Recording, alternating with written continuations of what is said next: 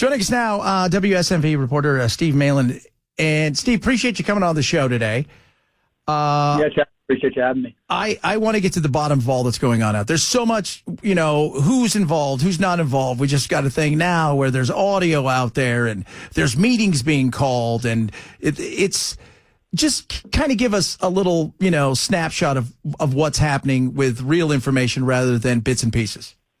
Yeah, no, for sure. I mean, this has just been a joint kind of like state and federal operation, but Tennessee Highway Patrol, they actually just gave us, brand new numbers and a little bit more perspective into what the operation was. This is something that they call a coordinated public safety effort focusing around traffic enforcement. They've done 369 traffic stops, and they've been working alongside ICE and Homeland Security investigations agents throughout areas of South Nashville.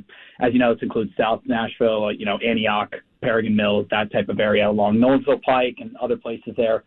As of right now, we just got new stuff from the Metro Legal Director, Wally Dietz, and as of right now, they still have no evidence to support the Metro Police were a part of the operation. That was obviously the reason for this special called public health and safety meeting happening at 4, which I'll actually be at. And that's kind of the whole thing surrounding this, was that they wanted to find out if Metro Police, who was involved, if Metro knew about it. But this was really seems to just be a state and federal operation that, Governor Lee just spoke about about an hour ago down in Columbia, basically saying the state is ready to support the federal government in these types of efforts. And this is about Tennessee's first example of that kind of coming to fruition. Talking to Steve Mehling, WSMV reporter, covering all the things going on with ICE and THP. How do you know how they're picking randomly where they're going, what they're doing, and this? Because you gave us several places there. Is it an area they're focused on? What's going on there?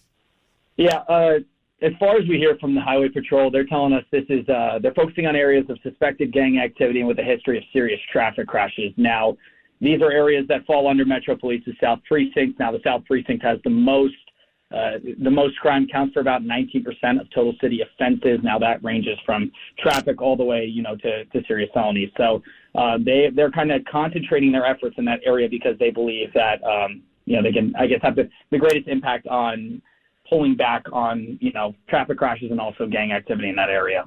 So this afternoon, they're going to have an emergency meeting, because everything's an emergency. As you know, Steve, because without saying the word emergency, nobody's paying attention. What do we think we're going to get from this? I think it's just a chance for Metro Council members. They had a press conference back on Monday that I was at.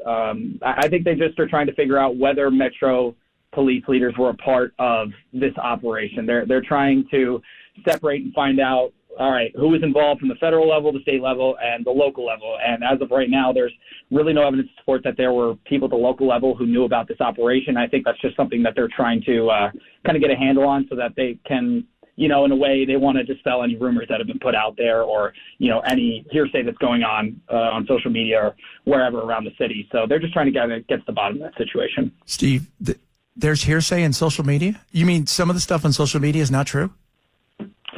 It's not for me to make that assumption, obviously, but that's something that they're definitely taking a look at. From their words, that's something that they want to look at. Have you talked to some of the activists? Because again, another one of those things where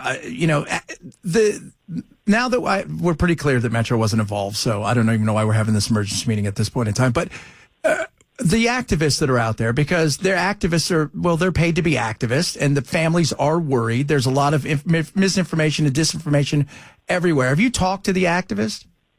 Yeah, I mean, I've talked to plenty of immigrants' rights groups over the past couple of days. Their big thing is working with the families of the people that are reportedly detained. We still don't have an exact number of people detained. That's one thing that I unfortunately cannot get answered by Homeland Security. Although there's been 84 arrests that have been made by Homeland Security and by ICE, they still haven't said the amount of people that have been detained and taken to that facility down in Louisiana. So that's something that they're still trying to, again, get to the bottom of. I think there's a lot of answers still need to be had in the situation, but that'll obviously come as the days go on. Yeah, I mean, I'm curious. Like, if you were pulled over and you had an outstanding warrant, even if you were a citizen, are they? They're not shipping you down to Louisiana, right? As far as I'm aware, it's the way that THP put it out to us was that they're doing these traffic stops based on moving violations or violations that they take a look at. They've done 369 of them in the past 3 days alone. And from there, they're checking identification. And if it doesn't really check out, then they kind of pass it over to ICE agents who are, right there alongside with them. So they take it from there. Steve Mehling at WSMV, as we talk about what's going on with ICE and, now that Metro, and a lot of people are texting in or upset, well, who cares if Metro's involved? Well, it's obviously the politics of it all, because this is the battle that's going on in sanctuary cities and stuff across the nation. And now kind of, Steve, and I'm sure you're finding this right now, the stuff that's happening here, it's kind of getting some national attention. Oh, for sure. I think this is, this has definitely gained national attention because I think that Tennessee is showing that, one of the first states to really see one of these larger traffic enforcements. They're really showing the, cooperation between state and federal leaders. This is, in a way, becoming a blueprint, I think, for other states that are looking to join in and help federal partners in these types of enforcement. So I think a lot of eyes are on Tennessee right now. How many ICE agents do we have in the state? Do you know? I do not have that number on me. You should go get it. We'll wait.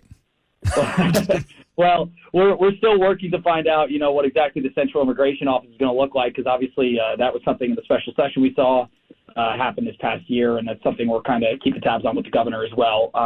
There's not really a certain idea of what that's going to look like, but we do know that that's going to be basically an office that's there to cooperate with federal authorities. What are we looking at going forward? Are we going to have a lot more of these? Is it going to become more random, or are they going to move on to other parts of the state or move on to other states? I don't think it's really clear on how much more enforcement we may see. I mean, although we've seen it over the past 3 nights, basically 3.5 days, I don't think Homeland Security is necessarily publishing when they're going to be doing these types of enforcements. So we don't really have a timeline on how long this may go on for, how short it will be, but it's definitely something, as always, we're keeping an eye on. Talking to Steve Mehling, WSMV reporter, as he covers what's going on with ICE, THP. The politicians, obviously, politics is a big deal in this situation, but the families are. And I'm sure you've spoken to some of the families who are probably worried. Now, this is the whole thing, is everybody's terrified about what's going on. Well, if you're here illegally, I mean, you can be here illegally. We get it. And you could not have done anything outside of coming in this country. But I think everybody knows at some point in time, there's always the risk of a knock at the door or you getting pulled over. There's always been that risk.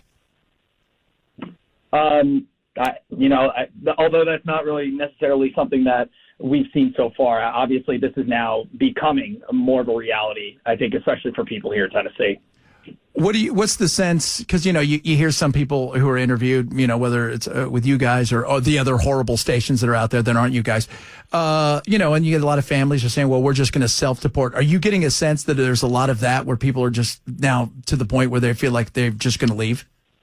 I haven't really gotten the sense that people necessarily are ready to go. It seems like from a lot of these immigrant rights activist groups, that their main focus is on trying to, fight for staying around. That's kind of their focus, but also they're kind of focusing on the families right now. I think they're trying to support them as they try to find their loved ones. There's some people that tell us that they can't even find them because ICE has the detainee lookup page on their website, and some of them can't even find them on those pages. So I think a lot of questions they're trying to get answered right now, because there's a lot of unknowns that as that bus headed down to Louisiana. Oh, man, I appreciate you coming on, taking time out of your day to talk about this. And we're going to keep your number just in case stuff starts to break. And everybody wants to know how old you are. I get a lot of that. We said you were 14. That's always the funny question. 24. There you go. Yeah, 24. My goodness, young, got the prime of your life in front of you. Right, we're a bunch of old geezers here. Us talking about our slip-on shoes. Appreciate you coming on today, man. We look forward to talking to you again. Yeah, man. Thanks so much. Take it easy. Steve Mehling right there, WSMV. You got a little bit of info. And again, now you got this emergency meeting at what time today? 4 o'clock, Ken? They're all going to get together. We've got audio now that says Metro's not even involved in it. That's what he said, 4 o'clock. So why are we having a meeting at this point? I hate meetings. I reckon we're going to find out. That way they can, the groups can get out there. And we're going to talk to Afton here in an hour. We don't know the numbers, but we do know that this is a state and a federal thing. Okay. We're getting somewhere. And they're pulling people over And, and remember, everything that happens is going to be challenged. Because now what you're going to get is you're going to get people coming in going, hey, hold on, unlawful search and seizure, it's like you're pulling people over just randomly, there's no just a cause, et cetera. Everything is litigatable, I guess is a good way to describe it. I mean, that's kind of where we're at in this situation. And so it'll be interesting to see how Afton, what she has to say about all of this. And now, especially now that we know that the Metro's not involved, which is the big deal that I think that everybody here wants to know. And a lot of you are like, why isn't Metro involved? Because they're not. There you go.